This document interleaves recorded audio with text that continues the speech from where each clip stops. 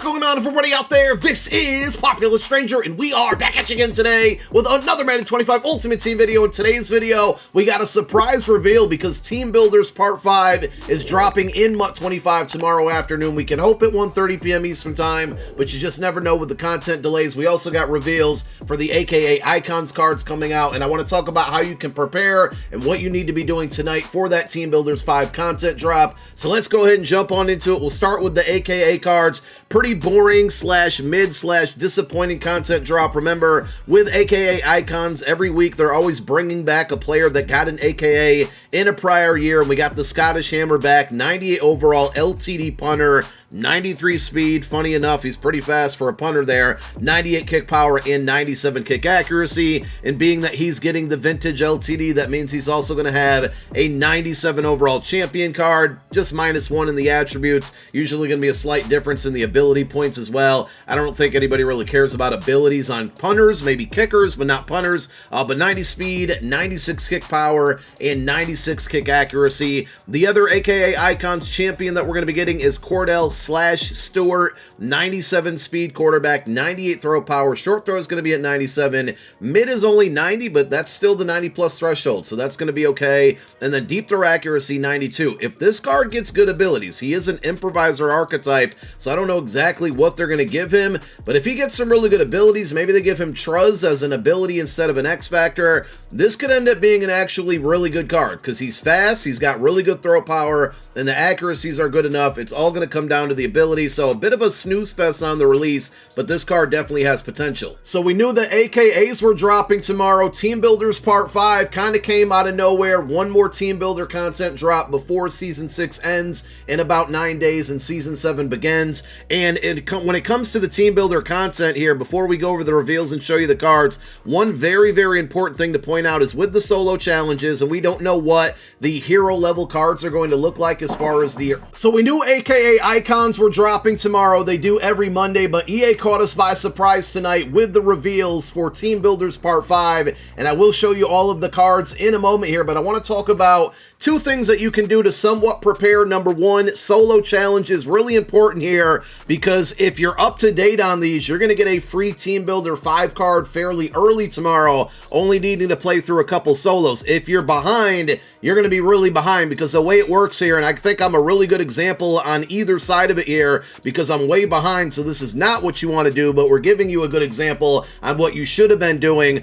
We've had 4 parts, obviously, with Part 5 dropping tomorrow, and every single sequence you're going to play through a bunch of solo challenges, as you typically do. EA took these down for whatever reason at some point like a month or 2 ago, but each sequence looks like it's going to contain 60 stars, and for whatever reason, even though I have the 60 stars, I could potentially play through those again. So I'm guessing that's some type of bug. But anyway, the rewards basically add on to each other. So when Team Builder Part 1 came out, you literally had to play like 2 solos to get 10 stars to get an 82 overall Team Builder fantasy pack that gave you any of the 82 overall team builders. And at that time in the year, those were actually decent cards. But not only that, you can earn Team Builder upgrade tokens. And this is going to be good information for all of you that maybe didn't play the game early on, because it's been a while since we got Team Builder content.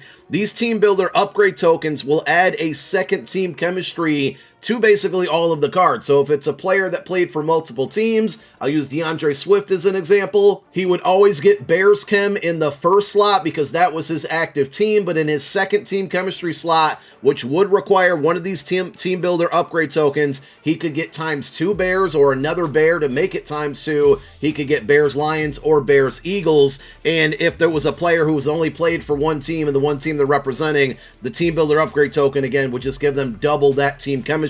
So it's a great way to get 20/20 or 40/40 building your favorite theme team to take advantage of that +1 or +2 speed. But as you can see here in the second drop of Team Builders, which was Tier 8, instead of getting a brand new sequence of solo challenges, they added on to the original milestone rewards, which meant if you were up to date after Part 1, you only again had to play like 2 solos to get that 86 overall fantasy pack, and it went up to 87s for Part 3, and then the last one, which was Part 4 a long time ago, was 90 overall team builder. So with all of that being said, if you played every single solo and you're at 210 stars, you're in a great position, because that means tomorrow when this content drops, you're likely only going to need to get to 220 stars to unlock the fantasy pack that gives you, and we don't know the OVR of these hero level cards. If I had to guess, it's going to be 92 or 93 overalls. Team builders are typically lower in overall. We got champions that look really good, but the heroes are usually meant for theme team depth chart filler uppers and, you know, just cards that are going to help you build up the theme team.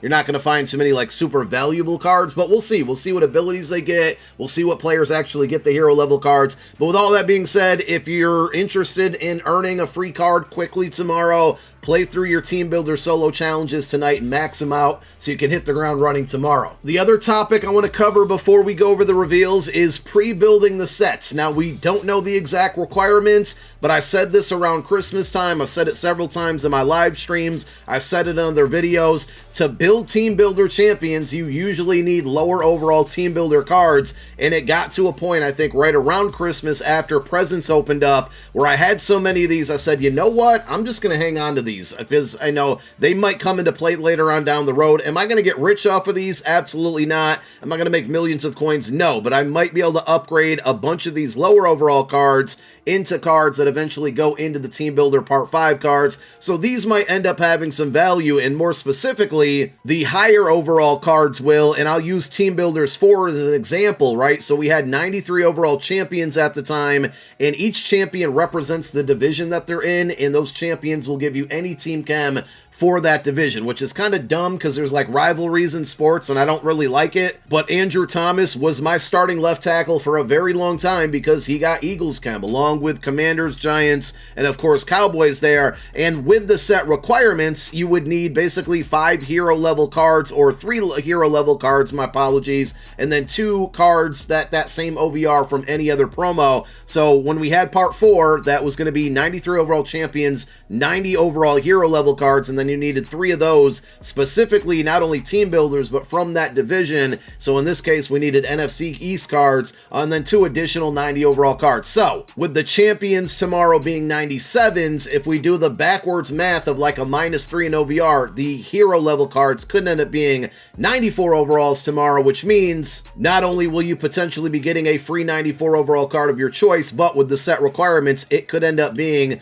394 overall team builders from that specific division, and then 2 additional 94s in those wildcard slots. So if you happen to have 94s in your possession, those could go up in price, or you're going to have set pieces ready for them. Now, I must have been mistaken because at some point I thought that the hero level fantasy packs that you could build out also required team builder cards, and as I go through them and look back at some of the previous releases, they were all wildcard sets. So again, going back to that last example here, to get those 90 overalls that you would have needed for the 93s, there was a fantasy pack for 90s, but it required 3 88 to 89s and then 1 86 to 87 from any other promo. So saving the team builder cards, obviously it's still going to be content that I have in my possession to put into some of these lower overall hero sets that come out tomorrow, but I thought somewhere, somehow, they specifically needed to be team builders outside of just the champion level sets. And then there's also going to be like a overall champion for part 5. In part 4, it was Zach Martin. It was a 95 overall. These cards will get all 32 team chems. We had DK Metcalf, Kirby Joseph, Kyle Pitts was a regular division one, but yeah, Kirby Joseph was one of them, Zach Martin, DK Metcalf, and with these cards, they're going to get all 32 team chems, but the set requirements, again, in this instance, would require every single divisional champion card there, and the price is just absolutely insane to pay. But, you know, if the card gets really good abilities, and we'll show you who that player is, surprise, it's going to be a 99 overall, it could end up being worth it. So let's close out the video by going over the cards here. So we start with the NFC West, Kobe Turner, 97 overall defensive tackle, and he's going to have 88 speed, 93 acceleration, 93 strength, 96 tackle, block shed at 96, power move 97, finesse move at 84. I like the card. I don't think it looks half bad. Obviously, these cards are going to be easily added to theme teams out there, and that's going to boost up the attributes anymore. For example, with the NFC South, Antoine Winfield should be fairly easy to get him up to a max speed of 99. Then you got the 97 acceleration, 97 zone, 93 man coverage, 94 hit power. At the free safety position, he usually has pretty good cards, but at this point in the year, all of these cards attribute-wise are going to look very good. It's all going to come down to the abilities, so we'll see what EA does here. Deron Bland's going to get stock 98 speed, and that's at a 97 overall. There's not any cornerbacks in the game that have stock 98 speed, so again, another one fairly easy to get to 99 speed. Even though he gets Eagles chemistry, this is against my religion. I cannot put this card in my lineup, but I will admit it does look like a very good card. Stock 98 speed, the man's at 97, zone 98, press 95. I think he's 6'1", maybe 6 foot even.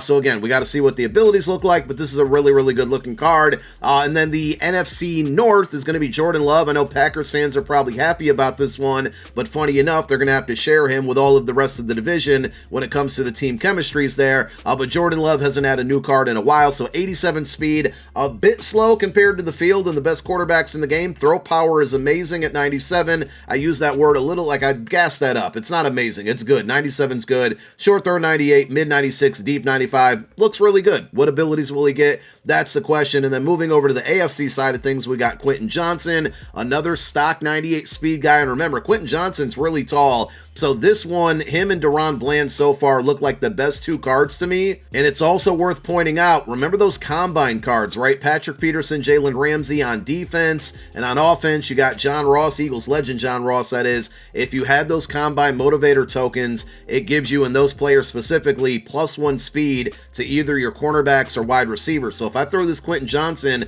on my squad with John Ross, don't even have a Chargers theme team or AFC West, and we're easily getting him up to 99 speed. And he's tall, he's got 97 catching, the route running is great there. Wide receivers, to me, don't really need abilities to be great, but I would assume they're going to give him deep out elite or deep elite. So this is one I might target to throw on the squad tomorrow. We'll have to see what those abilities look like. Laramie Tunsil, funny enough, he's going to be with the Washington Commanders now, but he got the AFC South card there. Had to think for a minute. It's late. I didn't anticipate having to do a video tonight, so leave me alone. But Houston Texans representative for this card, even though he doesn't play there anymore. 93 strength, 93 awareness, 96 run block, and 98 pass block. And something just kind of came to mind as we're going to finish up and go through the rest of these champion level cards. We do have Eagles legend Jordan Poyer. Too bad there's just so many good strong safeties in the game. Plus they gave him 96 speed, really good coverage, hit power, tackle on this card, and he is a zone archetype, but I don't really understand the 96 speed on a 97 overall, but we'll have to wait and see what abilities he gets. As far as those hero level cards go, which I think now at this point we're going to predict officially at 93 or 94, I know normally towards the end of the year they start going crazy with kickers and punters and fullbacks and stuff, so I'll be curious to see if they do that with this content drop or if they save it for the potential Team Builder 6. Another player that might not be on the team he's representing here for Team Builders, Trey Hendrickson, 91 speed defensive end, 97 acceleration, only 89 strength, but he does give you 98 finesse move, 95 power move, 95 block shed. If he gets good abilities, this should be a pretty good pass rusher. And your final card, the champion, if you collect all 8 of the cards we just showed you, you're going to get a 99 overall Emmanuel Sanders. But I find this one funny because he's only the same speed as Quentin Johnson. Yeah, his route running slightly better, but it's not going to make a big difference on the field. His catching slightly better, but it's not going to make a big difference on the field. So why in the world would I trade in that Quentin Johnson and 7 other expensive cards to get Emmanuel Sanders, who quite possibly might not be better than Quentin Johnson? And when it comes to, oh yeah, he does get all 32 team chems, it doesn't really matter at 98 speed. So I think this one is a miss right here unless they give him the most unbelievable abilities in the world. And like I said a couple minutes ago, I don't think wide receivers really need great abilities to be great on the field. So this one looks like it's good, but when you really break it down and think about it, not the greatest choice for the overall champion of Team Builders 5. But I gotta say, I'm happy we're getting content tomorrow. We'll be dropping videos tomorrow, going over the best free cards to take, and when the content's in game, we got you covered. So we'll see you tomorrow. Thank you for watching this one. My name is Popular Stranger. I'm out. Peace.